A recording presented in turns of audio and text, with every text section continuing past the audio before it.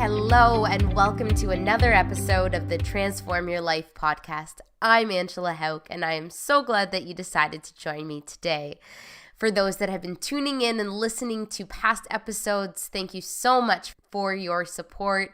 It's been amazing to see such a good response to the content that we're putting out. So thank you so much for your time. And if you'd like, you can subscribe so that you always get the latest episodes. I do put them out on Thursdays every week. Feel free to leave a rating if you really like it. If you have specific things that you want us to talk about, feel free to leave that in the reviews as well.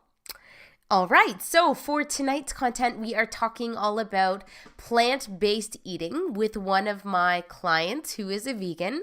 So we're talking about the ways in which she's able to get to her protein goals. We're talking about how she has become a vegan bodybuilder, so how she approaches that. We talk about some of her favorite products that she likes to buy that are vegan. And then from there, we get into just some tips of how to integrate more plant-based sources into your current diet. So I hope you guys enjoy the episode, and here we go. Welcome, Sierra. It is so wonderful that you were able to join us today. How are you doing? I'm doing good. Glad to be here. Glad to be invited on this wonderful podcast. Excellent. So Sierra and I met a few years ago. She became a client of mine, hoping to just lose some weight, and now we've developed those goals, and she's currently aspiring to become a WBFF pro and planning to compete next June. So that's how we know one another, but I will let Sierra tell you a little more about herself and who she is and how she got into fitness. So like Ange said, we met quite some time ago. I've actually been working with Ange now for 3 years in January. So we crossed paths because in my second year of university, I moved in with a girl and she was actually competing for her first bodybuilding competition through the guidance of Ange. Her name's Katrina. And at that time in my life, I wasn't really happy with my body, my fitness levels. I didn't even have any fitness levels, really. So I knew I needed to do something. In my first year of university, especially in the first semester, it was really tough for me just moving away from home because I'm from Bermuda and I moved to Canada to study at the University of Western Ontario. And during that transition period, it was a bit hard for me to adapt. So I used food as a coping mechanism. So during that time, I gained probably about close to 50 pounds, and I just wasn't happy all around in my life. So I knew I needed to change. So once I saw Katrina accomplishing amazing things, I knew I needed somebody like Ange in my life. And I reached out, I sent her an email. I wasn't really sure if things would move forward with her or if you would even have time for me but no. I still sent the email, and now here we are today recording this podcast. So it's a blessing. Wonderful. That is amazing.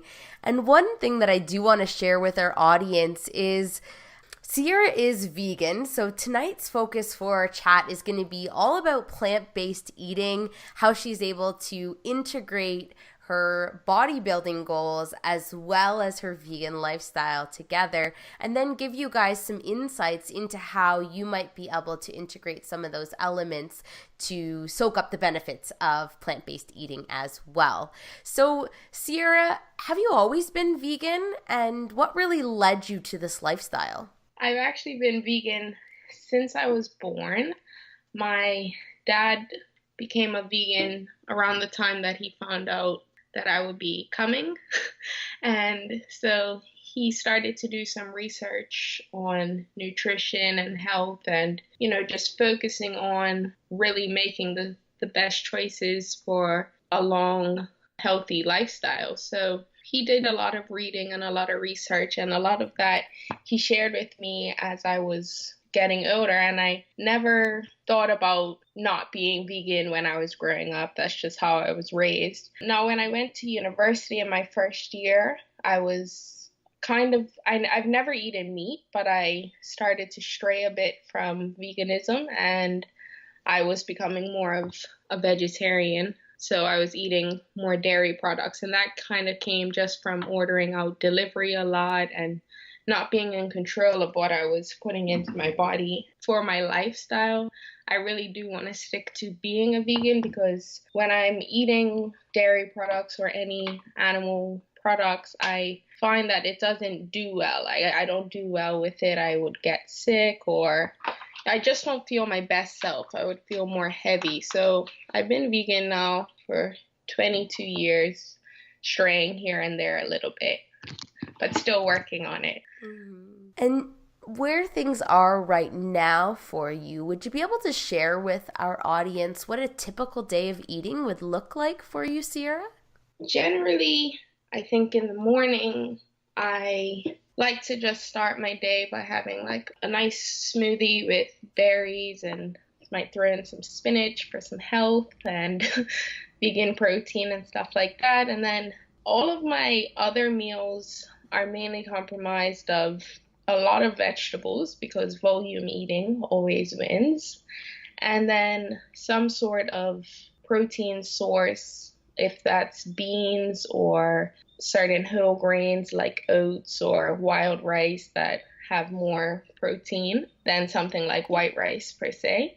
And then I also do eat vegan protein sources like soy protein, tempeh, and all of the veggie meats that are now popping up all over the place. I mean, there's vegan chicken wings now, vegan sausage.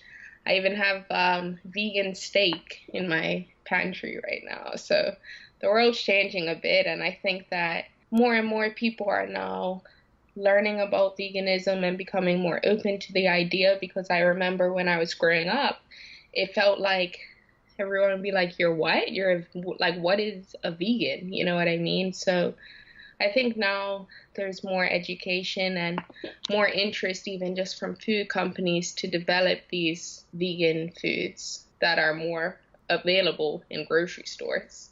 Wonderful. And in terms of the texture of some of those vegan products that are supposed to simulate meat products, what would you say the textures are like?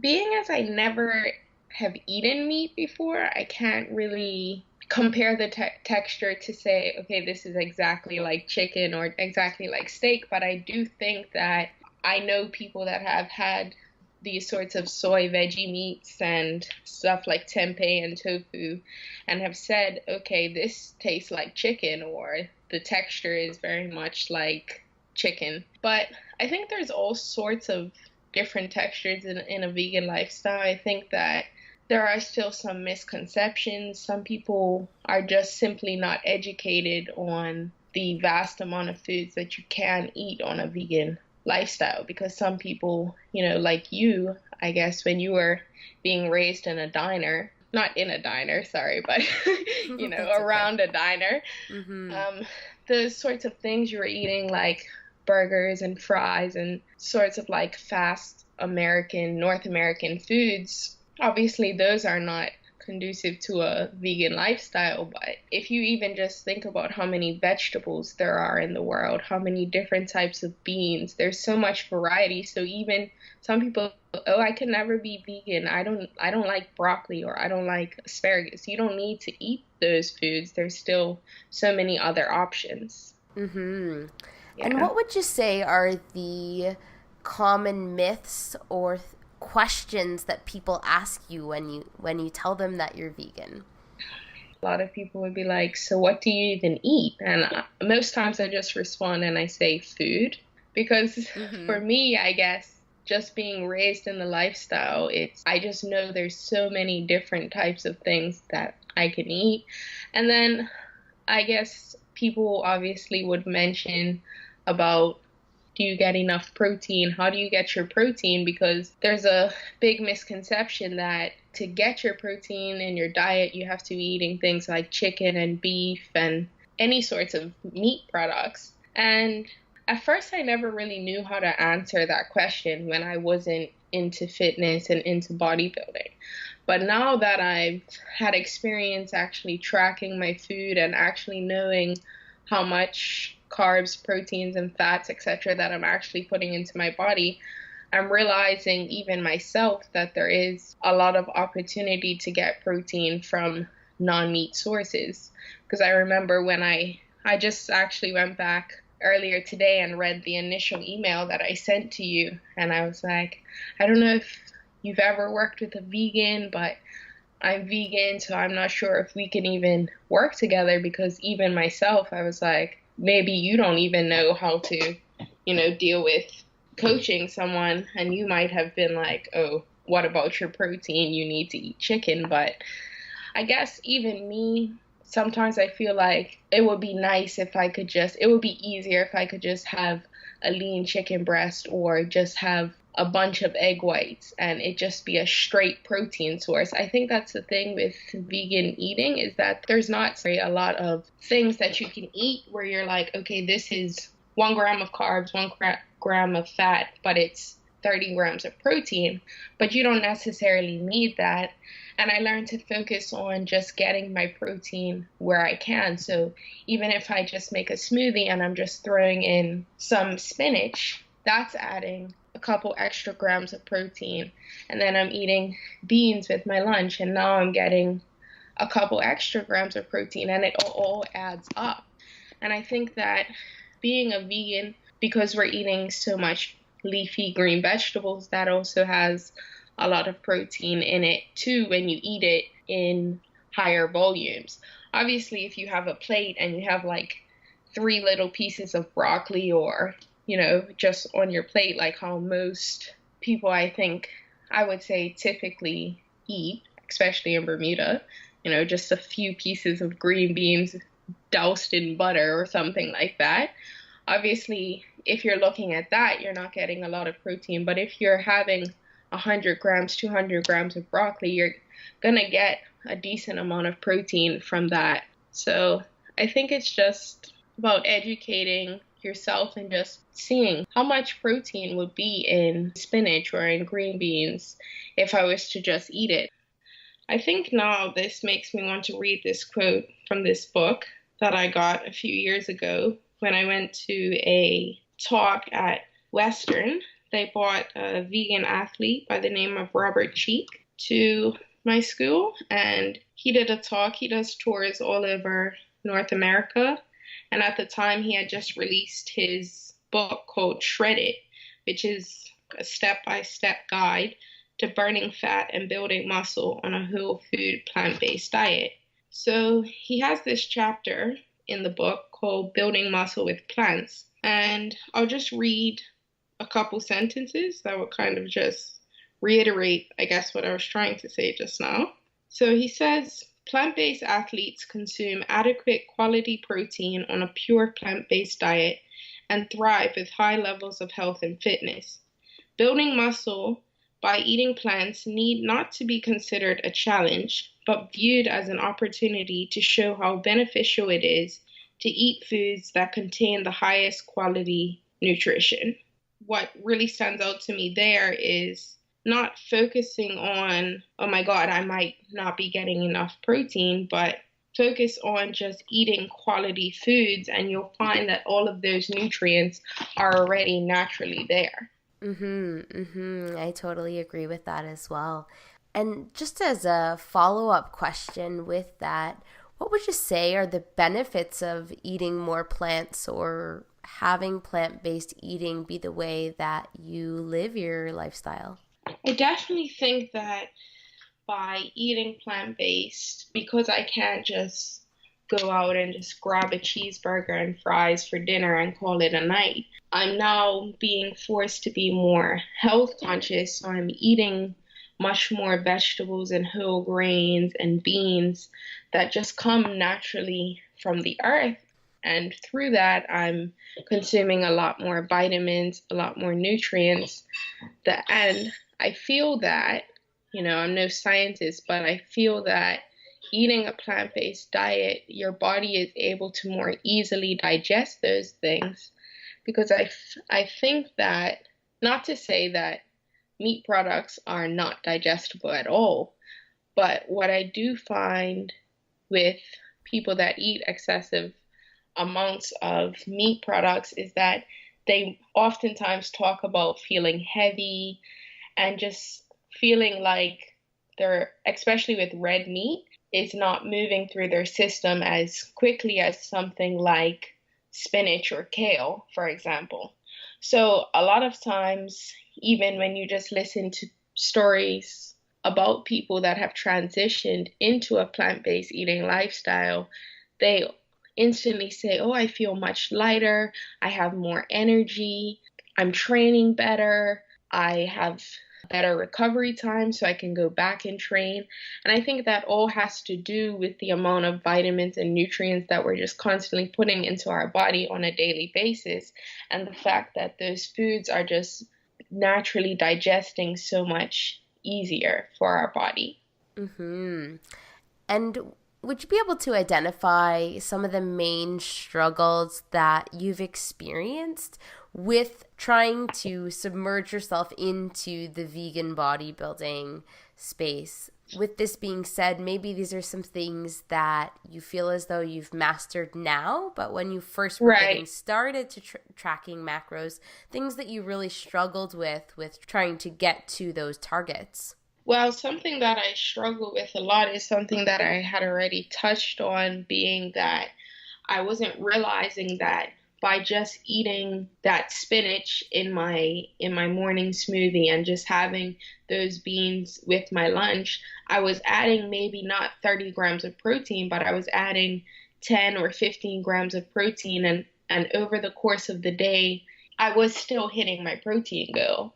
So maybe my food diary in terms of the totals for each of my meals wouldn't look similar to that of a bodybuilder that's eating, chicken and beef, etc., where they would have one meal that has, like 80 grams of protein and like only like 20 or 30 grams of carbs, just because they can eat that lean chicken that has straight protein and minimal carbs. But I think that definitely just focusing more on hitting the number in total and not focusing on, oh my God, I'm not getting 50 grams of protein in this one meal, and just letting the numbers slowly add up throughout the day was something that I originally struggled with when I started tracking. I think that one of the main struggles that comes to mind for me is that when I'm in prep mode, it's harder for me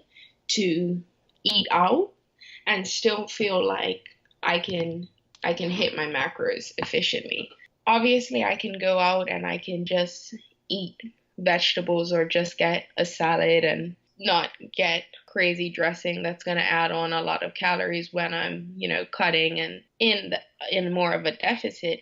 But I think that for someone that's not vegan, it's a bit easier for them to go out and eat because they can just order a grilled chicken breast and vegetables, and they're still more easily able to hit their protein goal while eating out.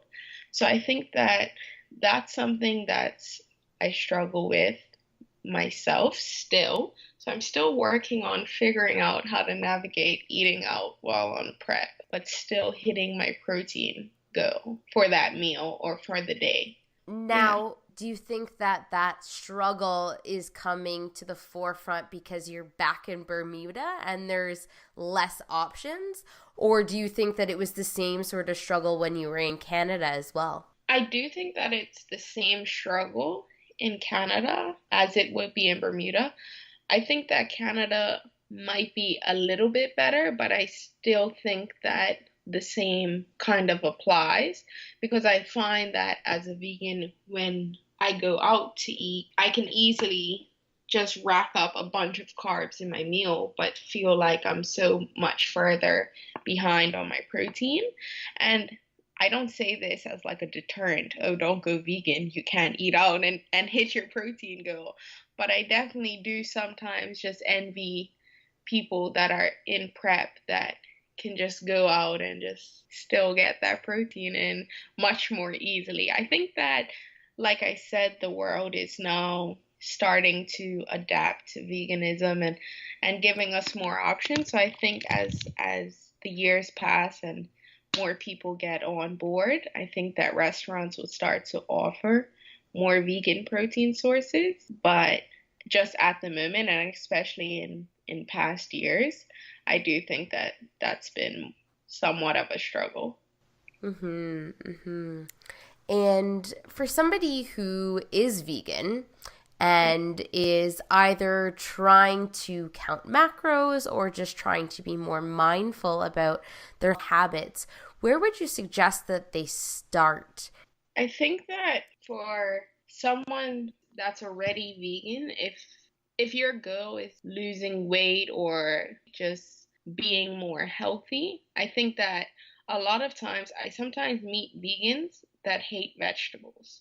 How, I'm not sure, but this is possible too. In case anyone listening hates vegetables but still wants to be vegan, it's possible.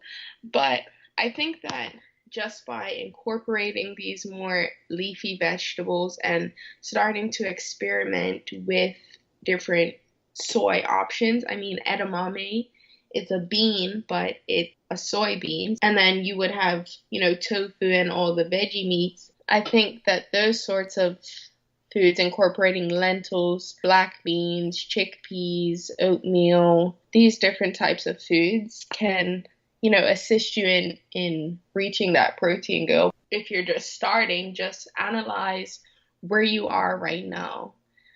I have a lot of people that would ask me, because I do share my journey through my Instagram page, and I get people that ask me, how do I start? I want to do this. I want to lose weight. I want to gain muscle. I want to achieve my body goals. And I would say to them, I would be willing to help you, but I need to get an understanding of where you are. So just for a couple days, let me know what you ate in those few days. And people wouldn't even be willing. They would say they were going to do it, but then I wouldn't hear back from them. So it's like, if you're looking to start, then truly make that commitment to yourself to be open, to be doing what's necessary to achieve those goals if they are important to you. Before you can make change, you need to have a good understanding of where you are currently, because if you don't know where you are currently, then you're not really able to make effective change, because how do you know what to change or what needs to remain the same? You might be eating vegan and you might be eating only veggie meats. So in order to achieve your goals, you might just need to increase your vegetable consumption. But you might be a vegan that only eats pastas and bread and barely eats any vegetables or soy products. So maybe you need to increase vegetables or soy proteins or bean sources for those protein goals.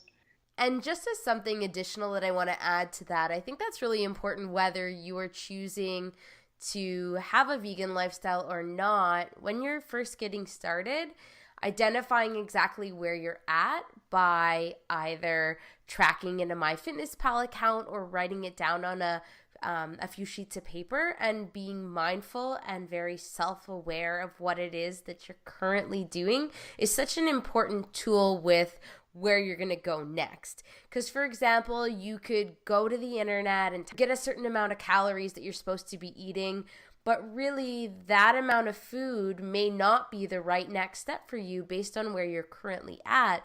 You may need to increase your calories, you may need to go a little bit less, but it's all really relative to where you are starting at, which is where your metabolism is also starting. So certainly taking that time of self-awareness and going through that process can really help somebody who may be an expert or more experienced in this space help guide what would be the professional recommendation from there.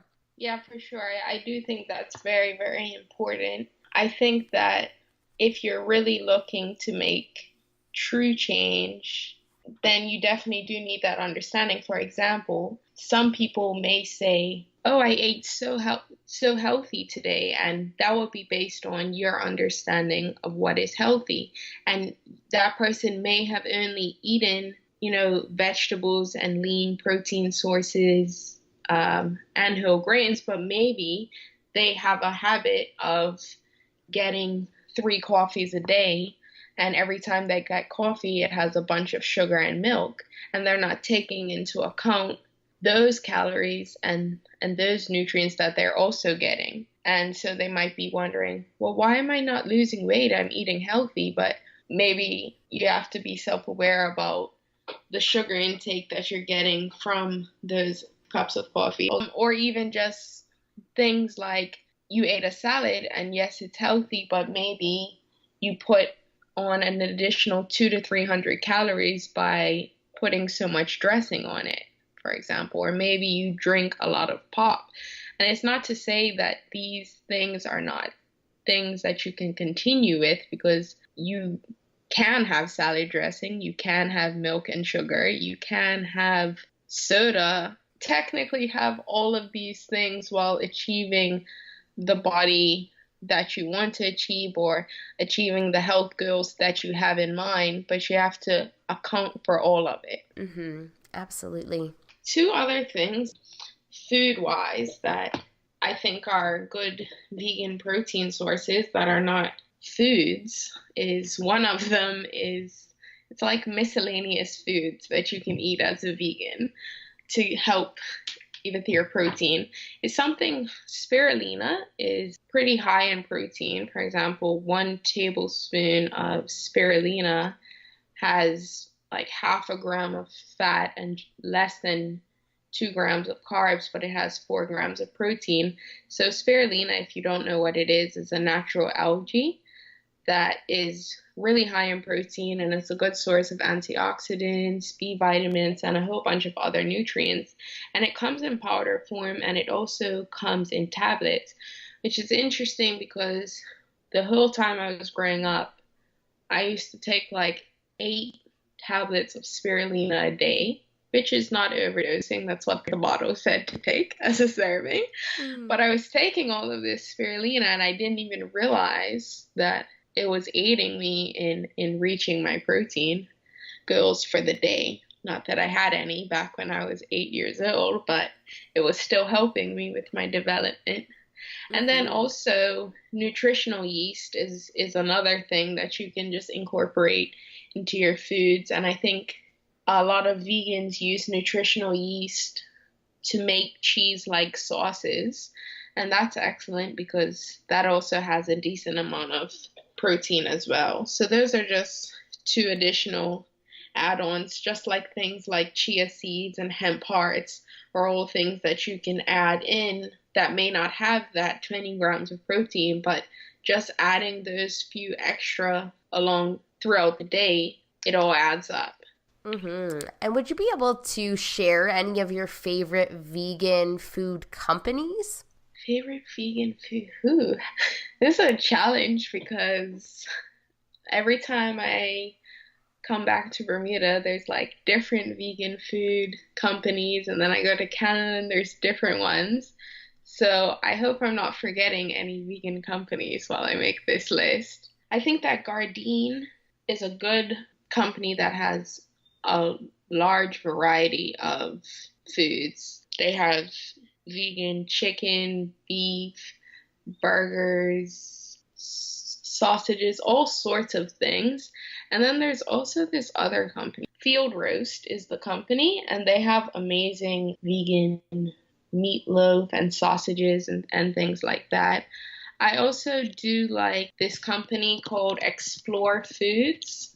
I think it's named Explore Cuisine, sorry, not Explore Foods, but Explore Cuisine has a lot of bean pastas and stuff, so things like soybean pasta, black bean pasta, edamame pasta, all of these sorts of things, which is something that I didn't mention, but is something that I actually eat a lot, these sorts of bean pastas that are helping me to get my protein. For example, I think that Explore Foods, just roughly off the top of my head, the macros for a serving of their soybean spaghetti is like 24 grams of protein and like 20 grams of carbs and something like 2 or 3 grams of fat. So that's something that I always try to indulge in when I can, eating pasta for protein. I actually picked that pasta up at Bulk Barn, and we really like it as well. Although we aren't full vegans, we do like to eat quite a few plants and plant-based sources of protein in our home as well. So just a tip, if you live in Canada and a Bulk Barn is nearby, it might be something for you to try. Yeah, and I'm not sure if they sell the field roast in Canada, but in Canada, I do know that they sell Gardein products, and Gardein's products are always in the frozen section. And then another company, Eve's. Eve's is sometimes in the frozen section, but it's always in they have, a few products in the frozen section, but the majority is in like the refrigerator section. So they have a lot of different options for soy meat products as well. They have vegan bacon, vegan pepperoni, nice, and lots of different things. That's for awesome. Sure. Yeah.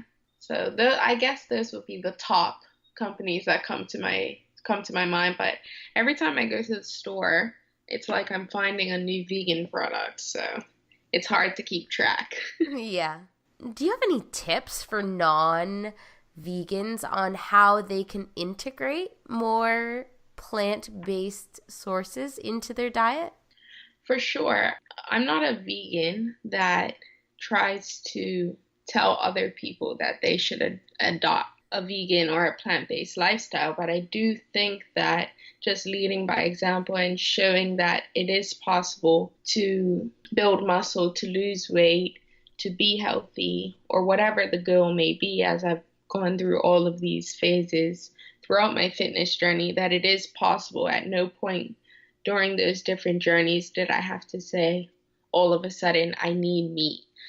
So I definitely think for someone that is currently eating meat that wants to incorporate plant-based, it's important to be open, because a lot of people that are used to eating meat are not really familiar with plant-based diets is because they don't have the education on what's really available to them, because they're so used to just eating the foods that they currently eat. So just being open to trying new vegetables, to trying different beans, because you might hate chickpeas, but you might love black beans. You just never know. So I think just have to experiment and just try different things. Maybe every week when you go to the grocery store, you can just try a new vegetable or something like that.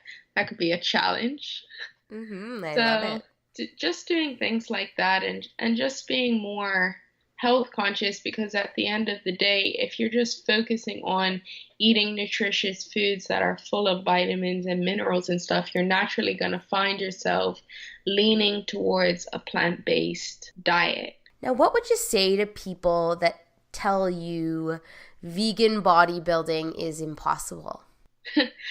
I think that I guess I would have to say I'm a walking contradiction, because I'm a living example.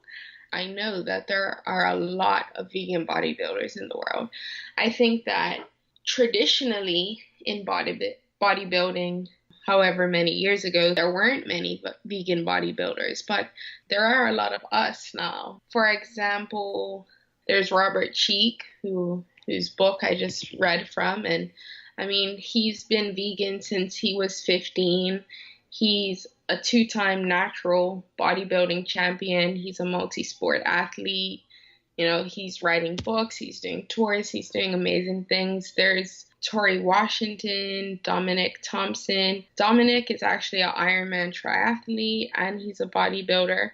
Tori and Dominic they were raised vegetarian, but they, at a very young age, both switched to veganism. So if you just check them out, you would be able to say, just look at them and you'd be like, okay, wow, clearly bodybuilders can be vegan. There is a German bodybuilder by the name of Patrick. I'm not really sure how to pronounce his last name. This has always been a struggle. I think it's Baboumian. but he's a bodybuilder and a strongman, and he won the European Championship title in powerlifting. He's broken 3 world records, and since he transitioned into a vegan lifestyle, and he is someone that repeatedly said how much he noticed an improvement in his athleticism since he switched to a vegan diet. So I definitely think, I know that it is possible to be a vegan bodybuilder, because at the end of the day, you just have to think about it. Your body doesn't know the difference between protein, a gram of protein that was derived from a chicken versus a gram of protein that was derived from a piece of broccoli. So at the end of the day, as long as you are getting all of your macronutrients, your carbs, your fats, your proteins, you're getting in your fiber, you're hitting your water intake, you're lifting, you're doing your cardio, and coach tells you to do your cardio, then you're going to be able to achieve those body goals, or even become a vegan bodybuilder if you wish. I agree 100% with that. And I would also just like to add to that, when it comes to having a full amino acid profile, not all vegan sources are going to have that full amino acid profile, and there can be benefit to getting a wide array of protein sources for that reason, even if you are practicing a vegan lifestyle, just so that you can get different amino acids from the various sources that are available. Quinoa is one that does have a full amino acid profile, which would be relatively comparable to that of some of the meat sources, just as a sidebar about amino acids. Yeah, for sure. And I do also incorporate Bragg's amino acid into my life. Yeah. That's something that I was introduced to at a very young age, and it's kind of like a soy sauce kind of taste, but it's also helping to get in those other aminos. I mean, that's one of the reasons that I choose not to, try to force or push veganism like some other people do, because I think there's good arguments on both sides. I think at the end of the day, you just have to make a choice, and you have to be comfortable with the choices you make. So if you're comfortable eating meat sources, then that's on you, but I might not be comfortable eating meat. So that's my choice, and then I just have to navigate the choices that I make to still be able to achieve what I want to achieve. Just how if you are eating meat, there are still things that you need to consider in your nutrition profile to make sure that you're also getting all of the nutrients you need. Most definitely. And would you say that there have been particular tools or books that you've been exposed to that have helped you along with your journey, Sierra? There are a lot of resources that have helped me. Now, because I've been vegan since I was born, and that was something that I've been educated about from a very young age. I think there's a lot of books and a lot of resources that my dad has shown to me that I don't actually have the book, so I wouldn't be able to quote any of the book names that I kind of got my base foundation on the benefits of veganism and how you can use food as a nutrient source and to heal any ailments that you have and stuff, which is something that I was also exposed to at a young age. And a lot of those books are like spiral bound, so I don't even know if they're actual books or what the case may be, but I think that really gave me my foundation, all of those sorts of resources. But I think there are now a lot more resources that I myself am just even getting into. This book, Shred It, that I talked about, I guess, a few times already, is an excellent resource that I've had for about 2 years, and I always find myself going back into it, because not only does he talk about plant-based nutrition, he talks about building muscle on a plant-based diet. He gives recipes. He gives examples of plant-based athletes. He talks about being able to set achievable goals, and even has a whole chapter on just understanding the basics of nutrition. What is a carb? What is a protein and a fat? Why is vitamin B important? So I think this is definitely an excellent resource. I think there's also a lot of online resources that I find myself going to. One of them being the Vegan Society is a website, and they have posts about vegan nutrition, vegan food, vegan beverages, and even vegan fashion, which is something that I know a lot of people are interested in.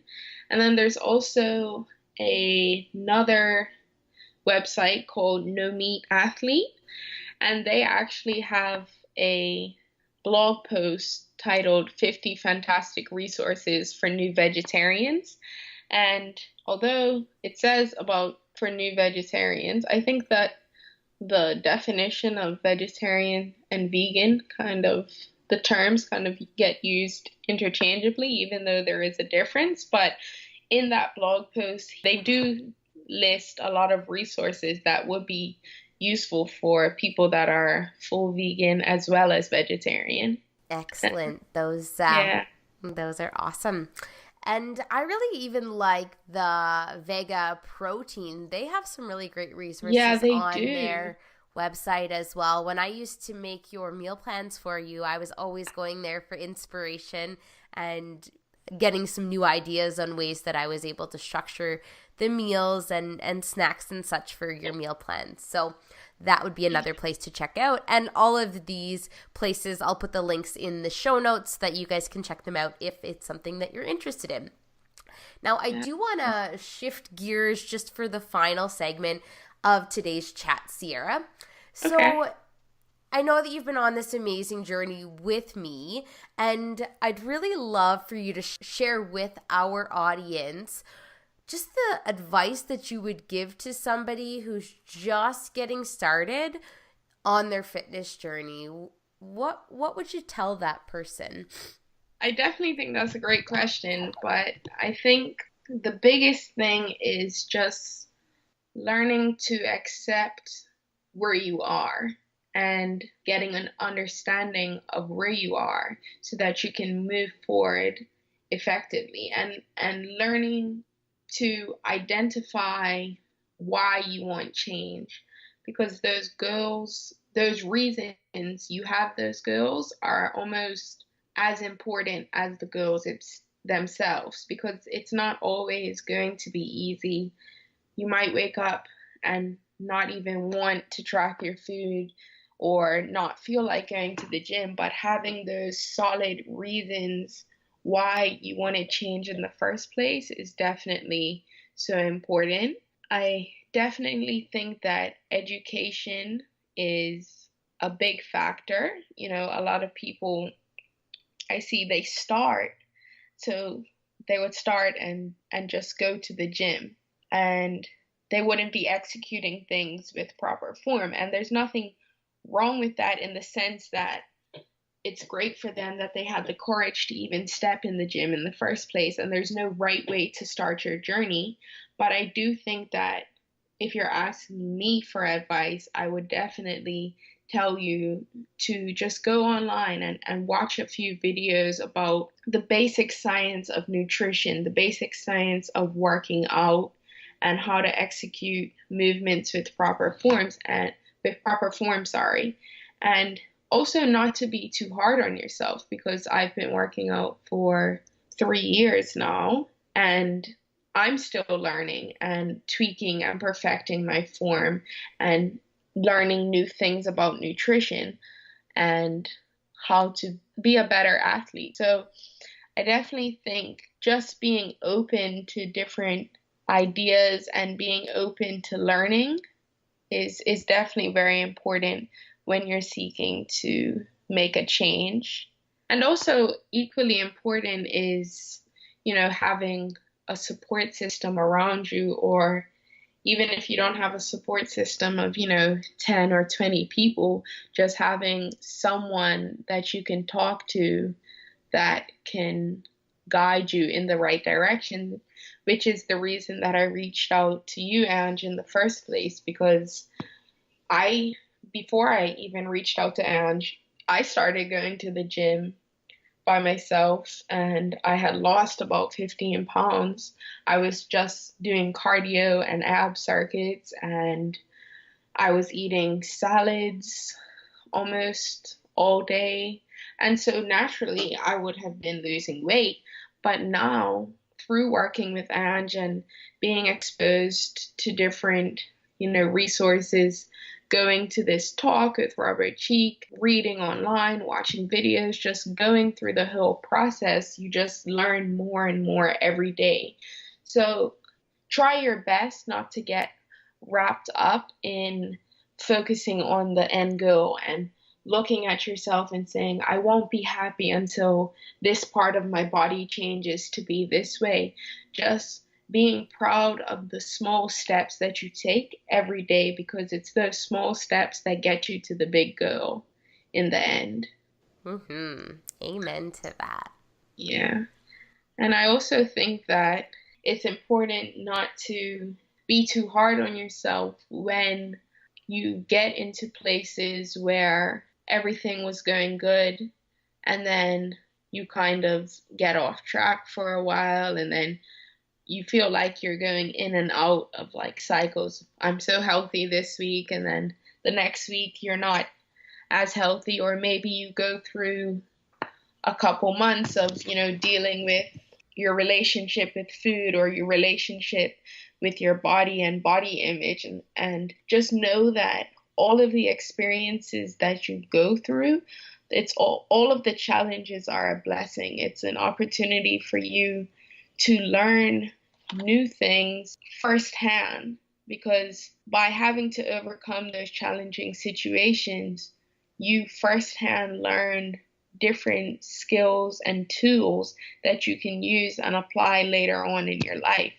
And there's one person that comes to mind that I know that suffered, with eating disorders and was very hard on themselves about their body image. And now when I look at their body, I'm like, wow, you have the most amazing body. And I think that without them having gone through those cycles of, their eating disorder and binging and not being happy with their body, they wouldn't be able to be in the place that they are today. So just appreciating all the journeys that you go through and just focusing, because not everything's going to be positive. So don't get down on yourself when you have negative experiences or things don't go right. Just focus on what you can do moving forward and take those challenges as a lesson, and just take those lessons and learn from them and move forward and appreciate them for what they are. Definitely. Miss Sierra, where are you going to be in 5 years? In 5 years? Well, I'm definitely going to be a WBFF pro by that time. So now I've announced it on the internet, so it has to come true. Mm-hmm. Fitness is important to me, not only for the physical benefits it brings to me, but learning about the discipline and the mental and the emotional side, and how all of it kind of has to be connected for you to truly see change on the physical side. Because if you're not in a good place mentally, you won't truly be able to make long-lasting physical change. So that's why fitness is important to me. So every time that I'm, going through these stages of prepping or bulking, I'm also not focused just on the physical side, but also on the mental growth. So I think in 5 years, I definitely want to be transformed, not only physically, but mentally and emotionally, and just be in a better place. Not to say that I'm in a bad place right now, but you always want to plan for things to get better in the future, So, And I want to be in a place where I can truly have a story that's inspiring to other people so that no matter what happens throughout these next 5 years, that I can just learn from it and take those lessons and just turn it into a positive. And I think that I definitely want to be getting my NASM personal training certification and different nutrition certifications so that I can better help other people to embark on this journey of fitness and health and plant-based eating and etc. and just serve as an example. And that's something that requires me to do a great deal of work on myself first. So I think that in 5 years, I hope to be a much better example to people. That is so amazing. And I absolutely love that you are now on this path, not only of your own goals, but on the path to be able to help others with their goals as well, which is just super, super cool because a healthier world is just the best. Best. We need that. We need it. We need it. 100%. Yes. So, just to wrap things up, where can people find you online, Sierra? I have an Instagram page by the name of UniFit Diary, which actually branched from my love for unicorns. So, yep, UNI Fit Diary. That's me. So you can find me there and come and keep me accountable for my prep and for my life and my 5-year goals. Please. I love it. I love it. So amazing. And as one final question, this is the question that I ask every guest before I wrap up the podcast. I'm nervous.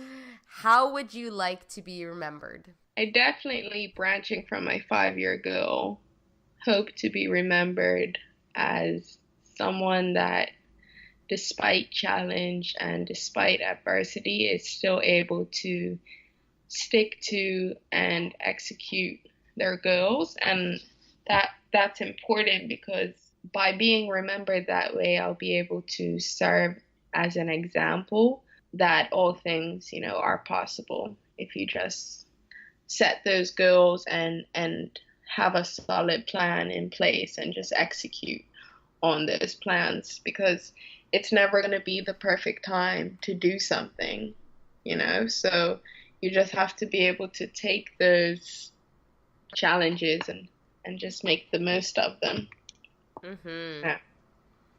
Yeah. Most definitely. I love it. That is amazing. Can I ask you that question? Can I ask you how you want to be remembered? When can we ask you that?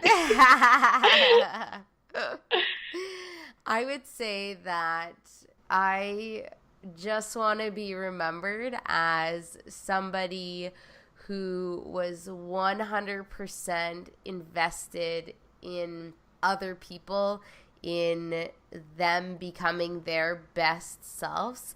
And when people talk about me once I've passed on, I hope that they say that I was positive, uplifting, and that I left a mark on the world on trying to make it a better place. Well, we will just wrap up today's interview. Thanks, everybody, for tuning in. Thanks, Sierra, for coming on and participating in our podcast. It is so wonderful to connect with you, and we will be chatting someday soon. Yes, thank you for having me, and I hope that you can take away some valuable points and that I helped you in some way, shape, or form today. Thanks for tuning in, everybody. I hope that you enjoyed tonight's episode. I did want to give everybody a little bit of a life update and a big goal that I've just started for myself personally. So some of you may know that I used to compete as a fitness competitor, but haven't done a show in about 4 years. So it's been quite a bit of time off, but I've decided that I'm going to start my competition prep and compete in May with the UFE at the UFE Coburg show. So prep has officially begun. I still have quite a bit of time. The show isn't until May, but I'm going to be sharing every stage of my journey on my Instagram. So if you're interested in following along, my Instagram handle is @AngeHauk. So that's it for tonight's episode. Thank you so much for your time. I hope you guys have an awesome weekend, and I will catch you next Thursday.